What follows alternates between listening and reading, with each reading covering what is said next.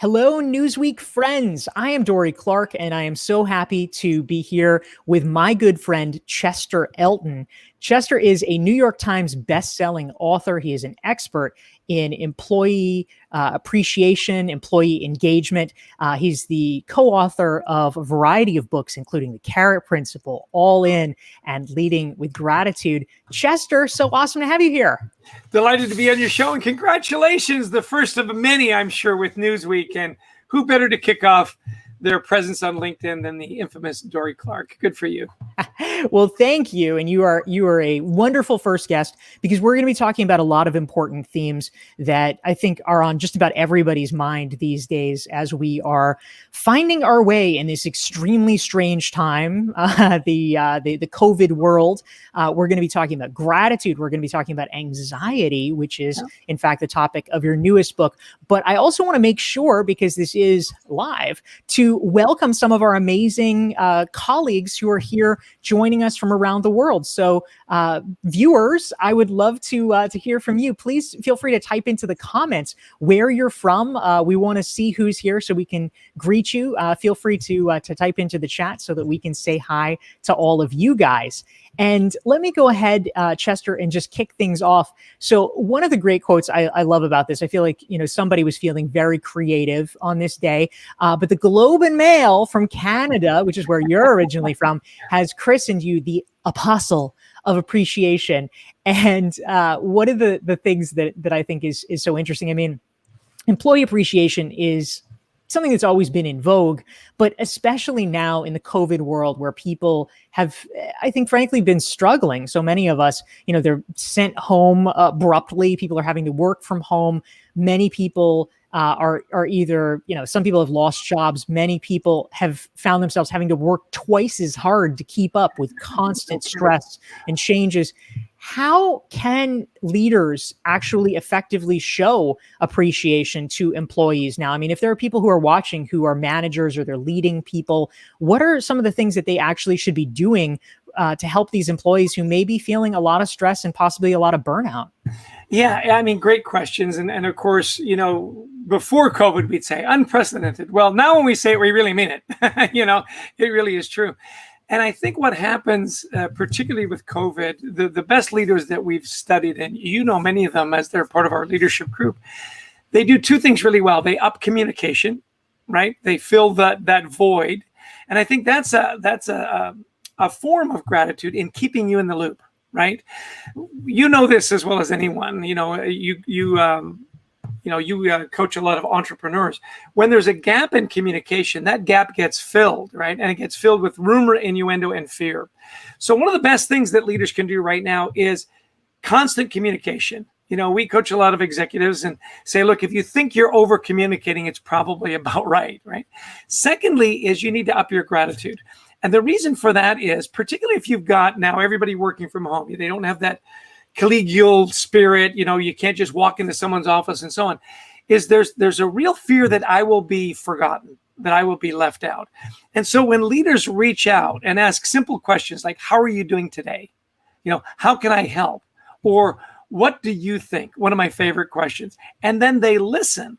That's a validation. That's a form of gratitude that goes a long way to say, I'm in the loop. I know what's going on. Right? I'm tamping down that anxiety and fear.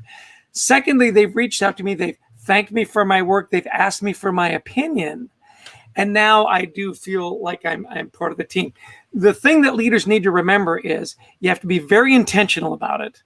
And you have to be very disciplined. Intentional in that, I've got a message. I'm going to give them good information. I'm going to remember to thank them for their good work. And disciplined in that I'm going to get to everybody on a regular basis. Does that make sense? Does that ring true with you? Yeah, I think that's really important, Chester. Sometimes when people, I think, hear the phrase employee appreciation, they assume that means like, oh, well, you give someone a Starbucks card, or how can we reward them? Can we have a pizza party? And obviously those things are fun. Nobody's going to turn down pizza, but what you are talking about, it sounds like, is that honestly just listening to people and being respectful, being thoughtful is in some ways on its own a form of appreciation. Is that right? Exactly. In our book, Leading with Gratitude, available at Amazon, by the way, delivered COVID free, is that we broke it down into 8 best practices, 8 leadership practices for extraordinary business results. And we broke it into 4 and 4. And we said, look, you've got to see what's going on. And that's the asking the opinion, seeking input, walking in their shoes. And I think one of the things that COVID did is executives all of a sudden were dealing with the exact same problems as everybody else up and down the leadership pyramid, right? Because they're all of a sudden working from home and they've got kids in school and they've got aged parents they're looking out for. So it really leveled the playing field. And then the idea of making it peer-to-peer, where it's not just from the leader, that you've created a culture of gratitude. And then when you go to express it, that you're doing it now, you're doing it often, you're not afraid, right? And nobody gets it right away. Just go ahead and do it. Recognition doesn't keep. The one that I love, though, around the seeing is assume positive intent. And, as we coach up leaders, I think that one principle goes a long way, that when people aren't getting back to you or, the project is maybe running a little late, don't assume negative intent. In other words, people are screwing up. Assume that people are doing the best they can and things are popping up, right? And you need to be a little more patient. Assume that positive intent. People are trying to get the work done, and in trying to get it done, there's going to be delays. There may even be mistakes, and that's okay. And then express that gratitude in a way that's meaningful. Maybe it is just a call, a Zoom, a checking in.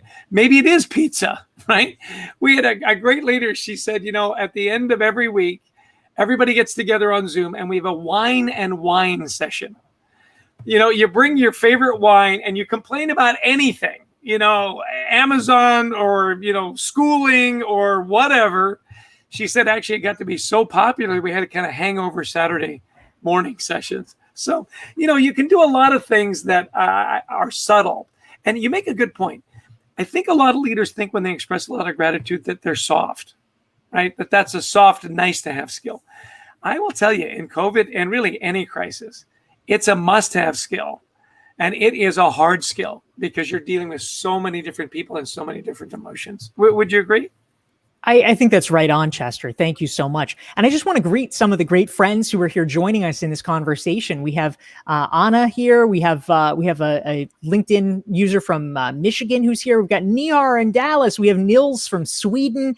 Camelia is here from London. Luis from Bogota. We have Veronica from New Jersey. We have Chiara from the UK, Trisha from Pennsylvania, Vipan from Mumbai, Rebecca from Chicagoland, Gabrielle from Calgary. I could go on. We have so many wonderful folks here. Thank you so much. And we are going to be taking your questions for Chester soon. So feel free, if you have any questions about employee appreciation, about gratitude, or about anxiety, feel free to type them into the chat box. We will first, though, I'll dive in with a couple more questions first, just to make sure we cover some of the bases, but would love to take your questions and we can get them queued up. I also want to encourage you guys, certainly if you are not already following Newsweek on LinkedIn, please make sure that you're doing that. You can open a new window and follow Newsweek on LinkedIn. And also one of the best ways to find out about my future LinkedIn lives that I'm doing for Newsweek. I'm doing them every single week, every Thursday at 12 Eastern, 9 Pacific, is to subscribe to my LinkedIn newsletter. You can do that right here, dorieclark.com/LinkedIn. Hit the blue subscribe button and you can make sure that you are tuned in. But so Chester, I wanted to ask you another question. So your most recent book, Leading with Gratitude, obviously you're squarely focused. You were alluding, oh, good prop. I like it. Yes. You were talking about gratitude earlier. Now, gratitude is one of these things that I'll be a slight devil's advocate here. It sounds amazing, but I almost feel like in the common cultural conversation, in some ways, it's kind of become a cliche, like, oh, we all need to be more grateful. We need to, sort of write down our blessings every day or something like that. And I know that is not what you are talking about. And I want to understand what are the ways that we can bring gratitude into our own lives where it doesn't sort of feel performative or cliched for those of us who might be, a little bit too New York for such things. Yeah, I know what you're saying. A little contrived, a little forced. It is interesting. We talk about the gratitude gap. Actually, we came across a wonderful study and we asked leaders, we said, how many of you think you're above average in expressing gratitude or appreciation, recognition, whatever word you want to use? Almost 70% said yes. So yeah, I'm above average. I do it really well. On leaders. Yeah, exactly. My people love me. What was it from The Office? Do I want to be feared or loved? Both. I want to be so afraid that they love me too much, and what was really interesting was that only 23% of their direct reports agreed. So there was this gratitude gap. And I do think, what you said earlier is it's all about, gift certificates or balloons or parties when really sincere gratitude is giving of your time and giving of your effort. I know a lot of leaders feel that they're going to come across as being phony. You know what? No one is overappreciated at work. Like literally, we've got a database of over 1 million engagement surveys. And I challenge anybody that's listening right now to think back and say, when was it when I came home from work to my family, my spouse, my partner, and said, you know what? Couldn't get anything done today. Just a party after balloons, after awards. I tell you, I got to start working from home. I mean, COVID, what a blessing, right? It never happens. And so this idea that it's going to be contrived, yeah, if you're faking it or you're forcing it. And yet, if you give people your time, you mentor them, you get to know them, and you recognize them in a way that's meaningful. For example, we have a wonderful motivators assessment that we use in our coaching, and it puts people's, 23 key motivators. Well, if family is high on their motivators, one way to express gratitude is to give people time off. If someone wants a lot of autonomy or wants to work on a new project, that's the way you express your recognition and gratitude. So get to know your people well enough so that it doesn't come across as being fake. And by the way, if you think people are getting too much, trust me, they are not. You can't overdo it. If you're doing it too much, again, like communication, probably about right. Yeah, that's so interesting. I think your point is well taken. Nihar, of course, is chiming in here to emphasize it. No one is ever over appreciated. I think that's so true and so powerful. So Chester, something that I am curious about, and I'll just mention here for folks who want to learn more about Chester, his company is thecultureworks.com. You can check him out there. But Chester, your new book, the one that you are working on right now, it is not out yet, but it is on a topic that I think has been getting a lot of attention lately, unfortunately for our society, is anxiety. How did you come to shift from gratitude to anxiety as a topic? Why did that speak to you? And what are some of the preliminary things that you have been noticing as you've been writing this book? Great question. HarperCollins, who's our publisher and published Leading with Gratitude, came back to us fairly quickly. And Adrian, actually, my co-author, Adrian Gostic, had been working for some time on research around anxiety and had planned to kind of make it a self-help book and do it with his son, Tony. And then as Harper looked at it, they said, you know what, this is a business book.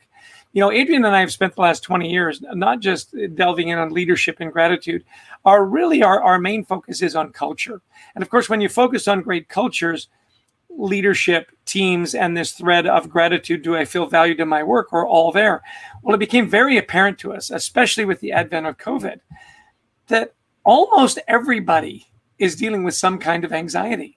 We were at a conference pre-COVID, and we asked people, raise your hand if you have at some point during your career suffered from anxiety or know a coworker that's, dealing with some anxiety. Every hand went up. Like literally every hand went up.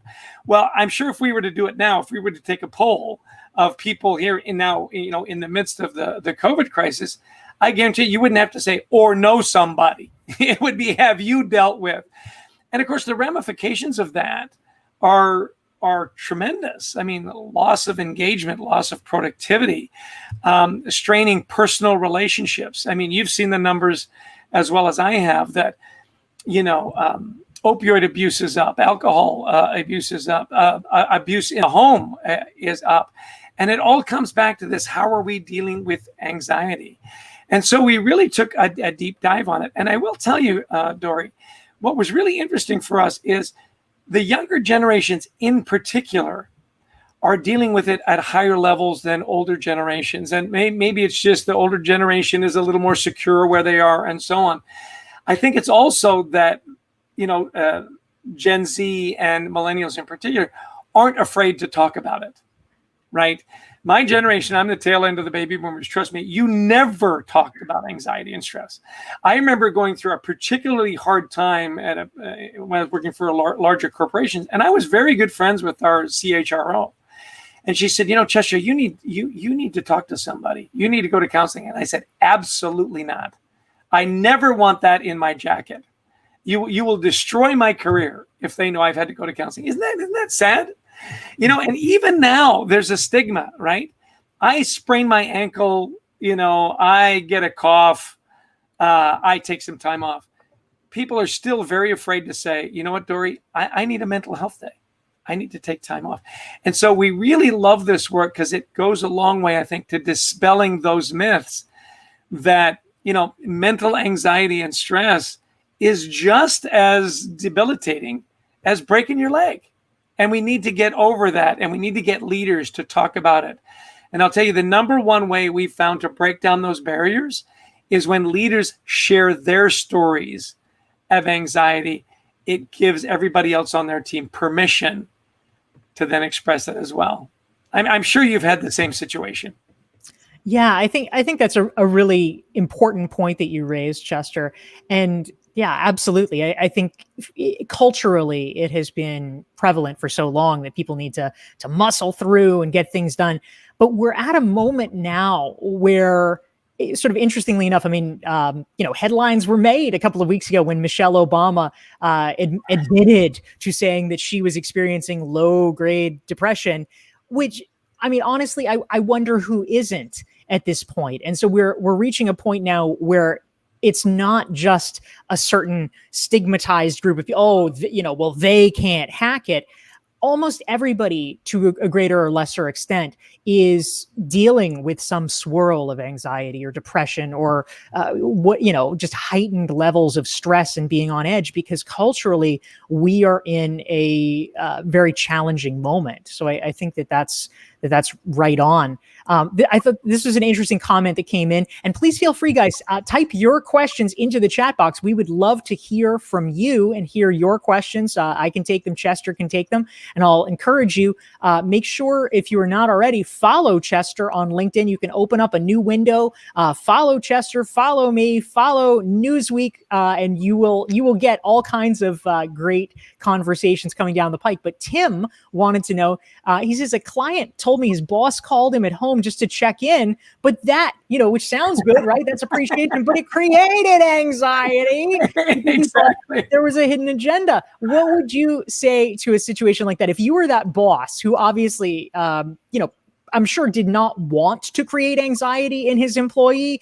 what should that boss do to in the future make it so that it's not anxiety provoking when he is checking in like he is supposed to, in theory? Right. Well, I think the more you do it, the less anxiety you're going to create. If it seems like just kind of out of the blue, what do you mean? What have you heard?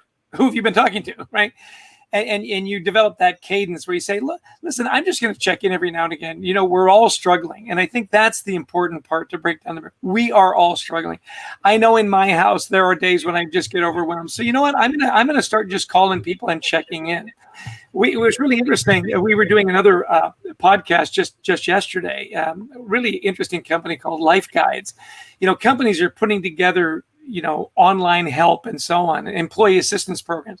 The problem with the EAP programs is they were there. People were still afraid to use them. They honestly didn't believe it would be anonymous, right?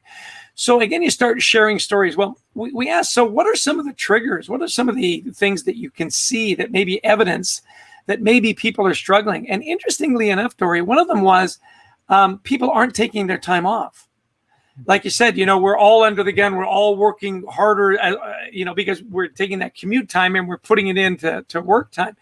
And they said, we really track that as an indicator. And they actually developed a program and said, take 4 days off, get one free. as an incentive, and leaders that would come in and say, listen, you have to take some time off. Now, not only do I want you to take time off, if I see emails from you, I'm going to call you and say, shut it off. And that's really important, again, that leaders lead the way, because if you're a leader that says, look, your weekends, you got to be with them, and then they're sending out emails on the weekends, or look, it's 6 o'clock, you got to shut it down, and yet they're sending out emails at 3 a.m. See, it doesn't work. So you've got to set the example. I love those little triggers. Now, there's a comment here I want to get to before we forget. LinkedIn user, she says, as a millennial, I don't want to talk about how stressful and anxious I've been. I feel I have to maintain this aura that everything will be fine, because that potential employer will want a person who cannot handle, will not want, right? A person who cannot handle stress and be anxious. That's how I felt. And, we took a deep dive on this idea of perfection, right? My Facebook life, my digital life is unfreaking believable, right? I mean, every picture is on the beach or in a new outfit or with, clever friends or celebrities. I do like your Lamborghini, Chester. It was pretty nice. Yes. It's not an actual one. It's just a model. It does make me feel good about myself. Right? This whole idea of being perfect, we really are breaking down barriers with COVID. It's okay. It's okay to admit that you've taken some time off. It really is. People, you're seeing more and more people are saying, look, I just shut everything down and I went for a walk in the woods. You know what? I went to Central Park. I ate, I had one of these days, I'm trying to eat more healthy. And I admitted to my friends, I said, I had a lapse. They said, what happened? I said, well, my wife bought these fudgicles. I love fudgicles. And there were 6 in the box.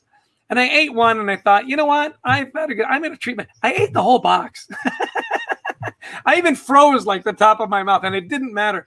It's okay to admit that you need to take a little time off. This idea that we all have to be perfect, and I really appreciate that comment, LinkedIn user. Listen, nobody's perfect. My dad used to say, look, if you're looking for the perfect company, they're going to be looking for the perfect employee, and you're not going to qualify. Right? Nobody's perfect. So take a deep breath. It's okay to admit that you need time off. Honestly, it is. Yeah, I think that's really powerful, Chester. And I think that what the questioner was getting at, which I think really is powerful for all of us. It seems like, and you're writing a book on anxiety, so you probably have a good sense of this, or a good take, that there is some kind of a line, though. There's like maybe an invisible line between, oh my gosh, everybody's been stressed out, I need to take a little time. Like, okay, we get that. And then the line of like, whoa, is this person going to be a problem? Like, can this person not cope? And I think some managers may worry like, oh, well, if we create a culture where it's like, I can't deal, then that's not going to be helpful. So obviously, too often we create a binary in our culture where it's like, okay, we don't want a bunch of people who say, oh, I can't do anything. And so therefore what we're going to have is a culture of automatons who say, yes, I'm totally fine all the time. And there is a productive middle ground where we can actually be real people. How do you navigate sort of understanding what the boundaries are there? Because it sounds like we are in a world where that's changing. Yeah. We've gone through a lot of iterations of this in business. When you think about when women started to be more prevalent in business, I'm just old enough to remember that, right? There was this same kind of stigma, and it was much more brazen then. You'd interview for a job as a woman, you say, no, you're not going to get pregnant, are you? I don't want all that going on, And I think, in some ways it's kind of similar. You're not fragile, are you? Because, we do hard stuff here. I think, you've got to match it up with the culture, and great leaders and more leaders are getting, I don't know that the word sensitized is, but they're more aware of the things that are going on. And you want to be working for a company where they are honest and open and transparent. And, your brand should be, I'm honest, open, and transparent. I'm a hard worker. I'm going to get the work done. There are going to be times when, we're going to need to take a break. I hope that's okay with you. There's a great book I've been reading about really defining your brand and reinventing who you are. I don't know if you're familiar with this one. I want to make sure I get it front and center. By Dorie. Oh my goodness, that does somehow shockingly seem to mirror the poster I have in my background. Great minds think alike. Very nice, Chester Elton. I love your reinventing you prop. Thank you very much, my man. Well, you're welcome. I will tell you, though, that this really is a good book for you right now, because you've really got to decide who you are and what you want to represent. I want to give a shout out to Janet in Syracuse. My brand is I love the color orange. Go orange, Syracuse. I mean, it doesn't get any better than that. My point is that you've got to get the right fit. And that's why our work in culture has been so important. I want to go to a place where I believe what I do matters and I make a difference. And when I make a difference, somebody notices it and celebrates it. And at the same time, they're going to appreciate my talents, what I bring.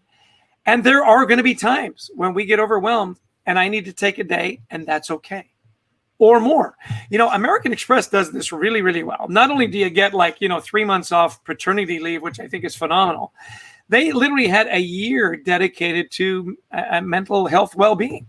And, when you find companies that focus on that, that you are, and it's a really important word, safe.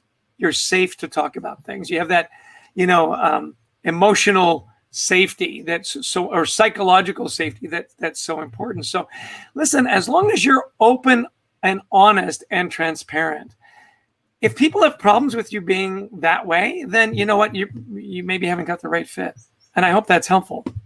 Yeah, that is right on, Chester. Thank you very much. So we're coming into our final minutes here. If anyone has additional questions they want to ask Chester, please feel free to type that into the chat box. We'd love to hear from you. We're so happy that you guys have joined us for this conversation. I'll just mention we are now here at Newsweek going to be doing this every single Thursday, same bat time, same bat channel, noon Eastern, 9 Pacific, 5 p.m. Greenwich Mean Time. So we look forward to seeing you then. If you want to get briefed about all of this, make sure, of course, to follow Newsweek on LinkedIn. Follow me, follow Chester, because he won't be here every week, but he's awesome every single week. And you can find out more with my weekly LinkedIn newsletter at dorieclark.com/LinkedIn. Just hit the subscribe button. So Chester, I am curious. Obviously, when we do go back to work, whatever that means, whenever that happens, things are probably going to be different in a lot of ways.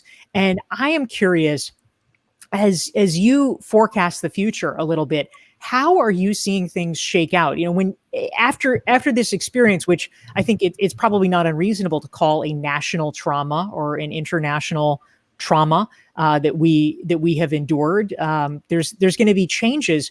Do you think that this is going to be good for workers and employee appreciation, or how do you think, or is it going to be bad? Is it going to be a lot of people emerging at the end of this kind of burned out from having to hunker down and work even harder for months on end? Where do you see things going?